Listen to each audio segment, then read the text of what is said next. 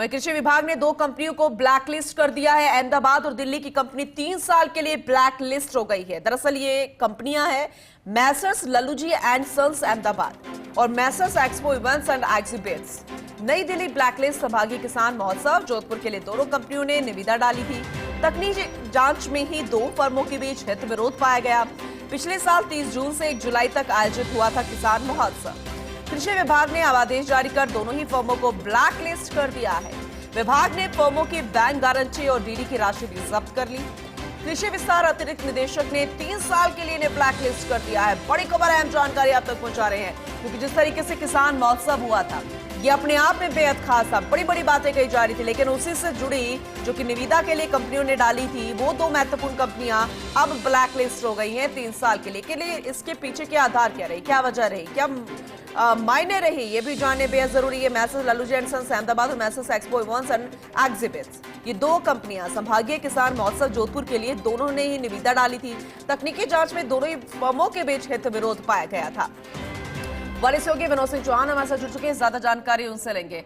विनोद जी, जहां तक ध्यान है, जब किसान महोत्सव हुआ था तब बहुत ज्यादा महत्वपूर्ण इसे बताया गया था किसानों के लिए, और साथ में ये बहुत ही बड़े स्तर पर, बड़े लेवल पर किया गया था, चाहे हम संभागीय स्तर की भी बात कर रहे हैं, और ये थे पिछले सरकार के कार्यकाल में। लेकिन अब नई सरकार है, नई पार्टी है, और ऐसे में 3 साल के लिए इन कंपनियों का ब्लैकलिस्ट करना, आधार जानना बेहद जरूरी हो जाता है कि किस आधार पर, क्या पॉइंट्स रहे जिस वजह से इन्हें ब्लैकलिस्ट किया गया।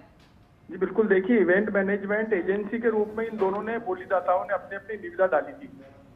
उस दौरान इन दोनों ने 10,60,000 की एक ने और 10,60,000 की एक ने निविदा डाली, और निविदा में भाग लेने वाली दोनों ही बोलीदाताओं ने अपलोड कर दिए दस्तावेज। और जब तकनीकी जांच की गई तो दोनों फर्मों के बीच विरोध पाया गया।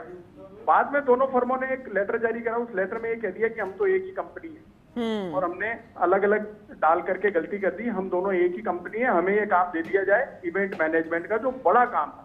आपने बिल्कुल सही कहा कि बड़े स्तर पर पिछली सरकार ने कार्यक्रम किया था, लेकिन उसमें एक बड़ी चूक ये सामने आई कि दोनों ने अलग अलग दस्तावेज 2 शाखाओं में बिड डाल दी थी, और जब जांच की गई तो पाया गया कि यह दुर्भाग्यवश किया गया था, और दुर्भावना मतलब एक दूसरे को चोट पहुंचाने के लिए किया गया था।